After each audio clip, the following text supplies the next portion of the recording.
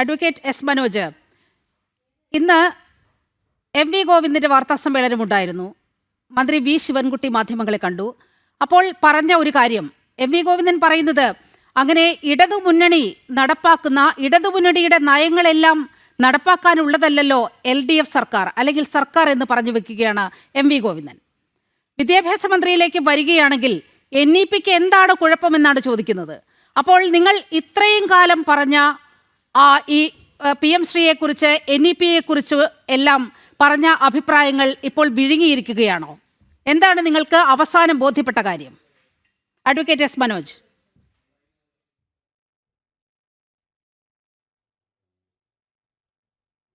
ഇവിടെ പാർട്ടി സംസ്ഥാന secretary Govindan master NEPക്ക് എന്താ കുഴപ്പം എന്നെവിടെങ്കിലും ചോദിച്ചായിട്ട് ഞാൻ കേട്ടില്ല. വിദ്യാഭ്യാസ മന്ത്രിയാണ് ആ ചോദ്യം ഉന്നയിച്ചത്. വിദ്യാഭ്യാസ മന്ത്രി ഉന്നയിച്ച ചോദ്യം പ്രധാനപ്പെട്ട കാര്യമുള്ളത് ഒരു പേരിന് പറയട്ടെ പറയൂ. ഇവിടെ വിദ്യാഭ്യാസ മന്ത്രി പറഞ്ഞത് വളരെ വ്യക്തമായിട്ടാണ്. വിദ്യാഭ്യാസ മന്ത്രി പറഞ്ഞത് PM ശ്രീ എന്ന പേരിൻ്റെ പേരിൽ കേരളത്തിലെ ജനങ്ങൾ കൊടുക്കുന്ന നികുതി പണത്തിൻ്റെ അടിസ്ഥാനത്തിൽ കേരളത്തിന് കിട്ടേണ്ട പൈസ നഷ്ടപ്പെടുത്താൻ പാടില്ലെന്ന നിലപാടാണ് വിദ്യാഭ്യാസ മന്ത്രി പറഞ്ഞത്. അത് സംബന്ധിച്ച് ഇടതുപക്ഷ ജനാധിപത്യ മുന്നണിയിൽ ചർച്ച ചെയ്ത് പരിഹരിക്കേണ്ട പ്രശ്നമുണ്ടെങ്കിൽ ഇടതുപക്ഷ ജനാധിപത്യ മുന്നണിയിൽ ആ പ്രശ്നം ചർച്ച ചെയ്ത് പരിഹരിക്കും.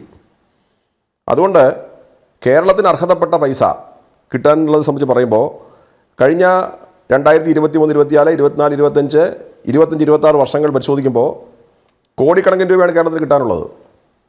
ഏതാണ്ട് 1400-ലധികം കോടി രൂപ കേരളത്തിൻ്റെ വിദ്യാഭ്യാസ മേഖലയ്ക്ക് ലഭിക്കേണ്ട പൈസ ഒരു പേരിൻ്റെ പേരിൽ നഷ്ടപ്പെടുത്തുന്നത് ശരിയല്ല എന്ന ഒറ്റ നിലപാട് മാത്രമാണ് വിദ്യാഭ്യാസ മന്ത്രി പറഞ്ഞത്.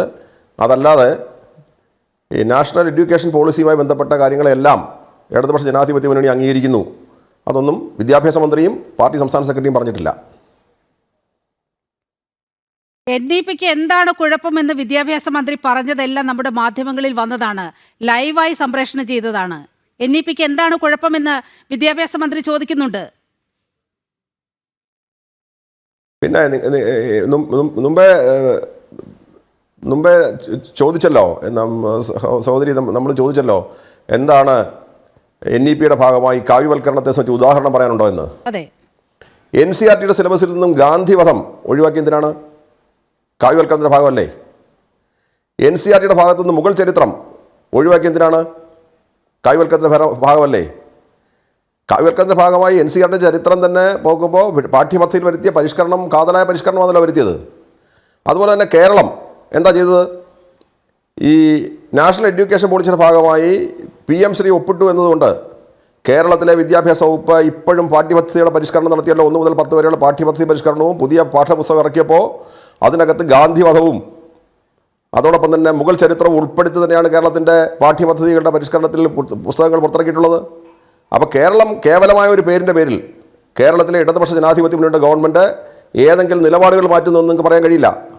അത് വ്യക്തമായി ഏതെങ്കിലും ആളുകളെ തെറ്റിദ്ധാരണയോട് പറയുന്നെങ്കിൽ അവരെ അത് ബോധ്യപ്പെടുത്തി ഇരുത്തുക മാത്രമേ മാർഗമുള്ളൂ. കേരളത്തിലെ ഇടതുപക്ഷ ജനാധിപത്യ മുന്നണി കൃത്യമായി കേന്ദ്ര സർക്കാർ ഒഴിവാക്കിയ ഗാന്ധിവധവും മുഗൾ ചരിത്രവും ഉൾപ്പെടുത്തിക്കൊണ്ടാണ് കേരളത്തിൻ്റെ ഇപ്പോഴത്തെ പാഠ്യപദ്ധതി പരിഷ്കരണം കൊണ്ടുവന്നിട്ടുള്ളത്. മുഗളന്മാരുടെ ചരിത്രം നമ്മുടെ കുട്ടികൾ പഠിക്കേണ്ടതില്ല എന്ന് പറഞ്ഞാൽ, അല്ലെങ്കിൽ ആ സമയത്തുണ്ടായ അക്രമ സംഭവങ്ങൾ ഇതെല്ലാം നമ്മുടെ കുട്ടികൾ പഠിക്കേണ്ടതില്ല എന്ന് പറഞ്ഞാൽ അതെങ്ങനെയാണ് സർ കാവ്യവൽക്കരണമാകുക?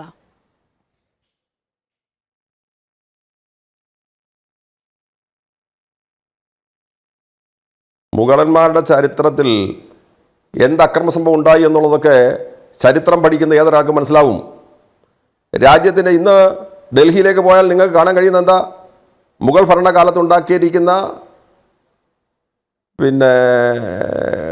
ഹിസ്റ്റോറിക്കൽ മോണുമെൻറ്റ്സ്, ചരിത്രപരമായ സ്മാരകങ്ങൾ മാത്രമേ ഇന്ന് ഇന്ത്യ സന്ദർശിക്കുന്ന ഏതൊരാൾക്കും കാണാൻ കഴിയുന്നതുള്ളൂ. ഇതൊരു സംസ്കാരത്തിൻ്റെ വ്യത്യാസങ്ങളാണ്. ഒരു സംസ്കാരത്തെ അധപ്പതിപ്പിക്കാൻ വേണ്ടി, ഇല്ലാതാക്കാൻ വേണ്ടി മറ്റൊരു സംസ്കാരത്തെ തച്ചുടയ്ക്കുന്നതല്ലല്ലോ നമ്മുടെ സംസ്കാരം. ഇന്ത്യയുടെ ചരിത്രവും സംസ്കാരവും എന്ന് പറയുന്നത് ഏത് വിദേശ സംസ്കാരത്തെയും സ്വീകരിക്കുകയും ഇവിടെ വന്നിട്ടുള്ള എല്ലാ ആളുകളെയും രണ്ടിൻ്റെയും സ്വീകരിക്കുകയും ചെയ്തിട്ടുള്ള തിരസ്കരണത്തിൻ്റെതല്ല, അത് മറിച്ച് ഉൾക്കൊള്ളലിൻ്റെയും സ്വീകാര്യതയുടെയും സംസ്കാരമുള്ള ഒരു രാജ്യമാണ് ഇന്ത്യ. ആ രാജ്യത്തിൻ്റെ ചരിത്രത്തെ കാവ്യവൽക്കരണത്തിലും അട്ടിമറിക്കാൻ ശ്രമിക്കുന്ന ശ്രമങ്ങളെയാണ് ഞങ്ങൾ എതിർക്കുന്നത്. അത് എക്കാലവും എതിർക്കും, നാളെ എതിർക്കും.